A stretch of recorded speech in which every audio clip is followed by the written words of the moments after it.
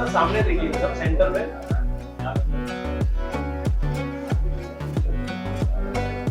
Sir सामने देखिए एकदम सामने मैम।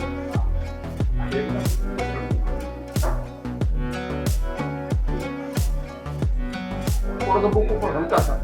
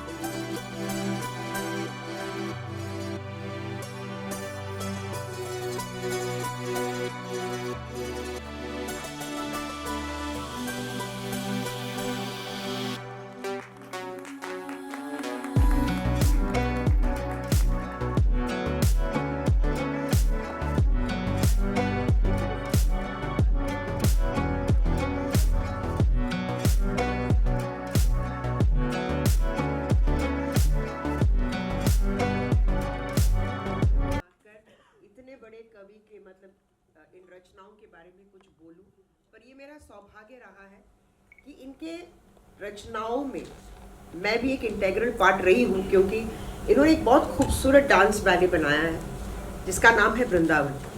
और जब नारायण जी मुझसे मिले, मेरे पति से मिले, तो उनका कहना था कि आप प्लीज़ इसमें आप हमारे साथ जुड़िए। तब मैं बहुत डर गई थी, बिकॉज मैं एक क्लासिकल डांसर और इनकी रचनाओं पे परफॉर्म करना, तो मुझे लगा कि थोड़ा सा कठिन होगा।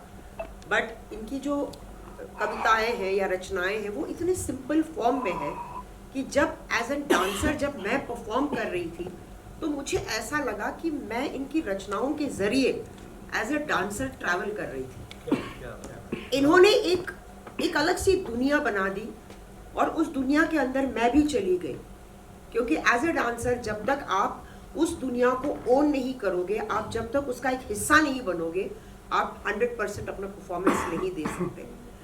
एंड नॉर्मली कहते हैं कि अब क्या रहा दुनिया में, अब तो सब कुछ देख लिया, चलो अब हम आराम करते हैं। पर नारायण जी वैसे नहीं है। हमारे हर रिहर्सल में वो आके बैठते थे और जहाँ जहाँ हम अटक जाते थे, कुछ शब्द हमें नहीं समझ में आता था, तो ना सिर्फ वो उस शब्द का मतलब एक्सप्लेनेशन देते थे, बल्कि वो उसके पीछे जो कहानी है वो हमें समझाते थे। तो एज ए डांसर और जो एज ए कोरियोग्राफर हमारे साथ थी, हमारी कोरियोग्राफर, बहुत आसान हो गया। और जब हमने नागपुर में ये परफॉर्म किया तो लोगों की तालियां, मतलब इट वाज लाइक 1.5 आवर, जहाँ पर लोग धरती लोक से उस लोक तक पहुँच गए, एज ए डांसर हम भी और एज ए ऑडियंस वो। तो ये बहुत बड़ी बात है। एंड जैसे मैं कह रही हूँ कि अभी हम कलयुग में हैं, जहाँ हम भाषाओं पे हिंदुस्तान को डिवाइड करने की बात कर रहे हैं, अब वो आई थिंक वो टाइम आ गया कि ये सब हम साइड में रखें और सिर्फ इनकी रचनाओं के ज़रिए या इनकी कविताओं के ज़रिए हम उस लेवल तक जाए जहाँ अगर हम लोगों ने कोई गलती की हो, इंसान गलती करता है, प्रायश्चित करने का मौका मिला है हमें, तो लेट्स ट्राई टू अंडरस्टैंड। कई बार जब हम कविताओं को पढ़ते हैं, कई सवाल हमारे मन में उठते पर्सनल लाइफ में, बट जब हम कविताओं को सुनते हैं या पढ़ते हैं तो हमें लगता है कि हमारे प्रॉब्लम्स का कोई सोल्यूशन उसमें हमें मिल गया। Many a time it happens, क्योंकि जब मैं इनके जब परफॉर्मेंसेस पे मैं जब जुड़ी थी तो कई बार दिल में सवाल आता है, ऐसा क्यों, वो क्यों, इसका जवाब क्या होगा। बट कई बार परफॉर्म करते करते इनके गानों के जरिए, इनके कविताओं के जरिए मुझे काफ़ी सवालों का जवाब मिला है। So it's very important.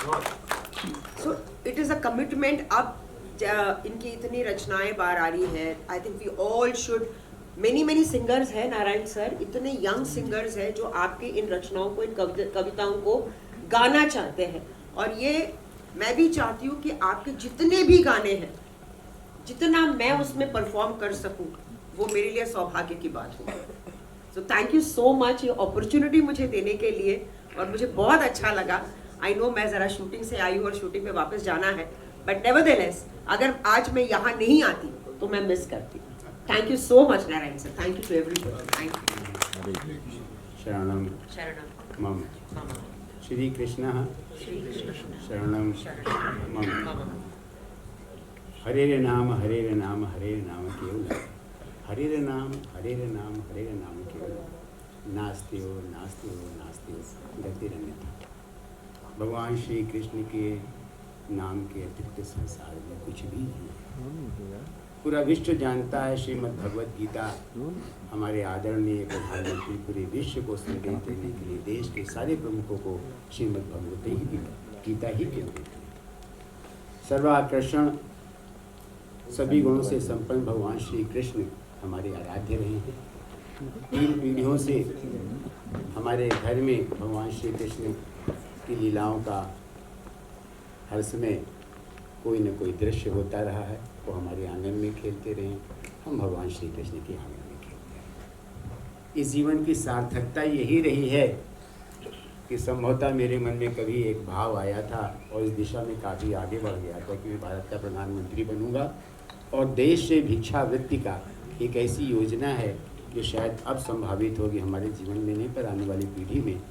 पर प्रभु की कृपा थी कि प्रभु चरणों में पढ़ करके जीवन को मैंने सार्थक किया, कृष्ण को अपना लिया, कृष्ण मेरे हृदय में आ गए। इसलिए कि मेरी माँ कृष्ण भक्तिन रही हैं तो उनकी जीन्स, उनका प्रभाव, उनका गुण मेरे शरीर में आया। इस प्रकार मैं मानता हूँ ये पूर्व जन्मों के मेरे कर्मों का फल रहा हो और भगवान श्री कृष्ण के चरणों में आकर के जीवन का परम आनंद ले रहा हूँ। और प्रयास यही कहता हूँ, मैं रचना नहीं करता, मैं स्वयं एक भगवान श्री कृष्ण की रचना हूँ। मैं स्वयं भगवान श्री कृष्ण की एक रचना हूँ और मेरे द्वारा भगवान कृष्ण की प्रेरणा से, भगवान कृष्ण की कृपा से कुछ रचनाएं भगवान को समर्पित हो जाती। ये मेरा भाव है। दास नारायण जानिए, दास नारायण जानिए तब जीवन अनमोल। दास नारायण जानिए तब जीवन अनमोल। कृष्ण भक्ति, कृष्ण भक्ति, कृष्ण समर्पण, कृष्ण कृष्ण के बोल, कृष्ण कृष्ण के बोल। इन शब्दों के साथ इस पुस्तक के बारे में इतना ही कहूँगा कि जीवन के जितने भी तत्व हैं भगवान श्री कृष्ण के, वो अप्रयास, सप्रयास नहीं, मतलब कभी मैंने प्रयास नहीं किया कि भगवान के इस अंग का, इस भाव का, इस लीला का वर्णन करूँ। वो तो भगवान की कृपा बनती, जब भाव आता है उंगली पकड़ करके ठाकुर जी हमसे लिखवा लेते हैं, मैं लिख लेता हूँ। सारा निमित्त जो है यश भगवान श्री कृष्ण को है, उनके द्वारा दिया हुआ जो प्रसाद है वो प्रसाद जो है कविता के रूप में, भक्त कविता के रूप में, शब्दों के रूप में अंकित हो चुका है। और देश के सबसे बड़े प्रकाशक वाणी प्रकाशन ने सहमति दी, बहुत अच्छे ढंग से इस पुस्तक का उन्होंने प्रकाशन किया। बल्कि मैंने परसों तो ये भी कहा कि ये संगम रहा है, हम इसको एक पूजा मानते हैं। प्रकाशक से मैंने कहा कि आपने पुस्तक नहीं प्रकाशित की, सब विषयों की पुस्तक जो प्रकाशित करती है वो प्रकाशित होती है, ये तो एक पूजा है, ये तो एक यज्ञ है। उस यज्ञ में आपने अपनी एक आहुति दी, एक आहुति मैंने दी, एक आहुति श्रीमती हेमा मालिनी जी और आज एक आहुति श्रीमती सुधा चंद्रन जी ने दी। तो इस आहुति से जो सुगंध, जो हवन की, जो हवन का जो धुआं है वो घर घर तक पहुंचेगा। और उसको मैं धुआं नहीं कहता, मैं उसको पवित्र आभा कहता। उसकी सुगंध घर घर पहुंचेगी, ऐसा मेरा विश्वास है। और आज के युग में जो अशांति है उसमें भक्ति पद, पहले भी स्वर्णकालीन युग में जब मुगलों का साम्राज्य था इतनी अशांति थी, तब भक्त कवियों ने रचना करके हमारे समाज को भक्ति में जोड़ करके सबको एक संदेश दिया था। और ये छोटा सा जो कार्यक्रम हुआ है इसके लिए मैं पारुल जी को पारुल चावला जी को बहुत बहुत धन्यवाद देता हूँ। हम अशोक जी को, केशव जी को बहुत बहुत धन्यवाद देता हूँ। इनका आमंत्रण किए हमारे मन से करिए सर। 10 से 14 तारीख को विश्व का हमारे पास सैकड़ों दुनिया भर से विद्वान आए हैं, तो उनने कहा इससे सुंदर क्या होगा। केशव जी आपको बहुत बहुत धन्यवाद, डॉक्टर साहब आपको बहुत बहुत धन्यवाद। आपने हमारी पुस्तक में जो है कुछ अपने भाव प्रकट किए हैं, वो हमारे दूसरे अंक में आ रहे हैं, क्योंकि पहले अंक में केशव जी ने और आपने जो दिया था, हमारे जो है संपादक महोदय वृंदावन में बहुत बीमार हो गए, प्रकाशक ने कहा कि सर समय नहीं है पब्लिश करने का, इतना जल्दी दूसरे अंक में करेंगे। तो दूसरे अंक में आप लोगों का आ रहा है, इसके लिए मैं क्षमा चाहूँगा कि आपके जो भाव हैं इन शब्दों के साथ आप सब लोगों को बहुत बहुत आभार और 6 मिनट आशीर्वाद। लगेंगे। मैम इसको बात कर देंगे चारों हो जाएंगे। ये बात ये बात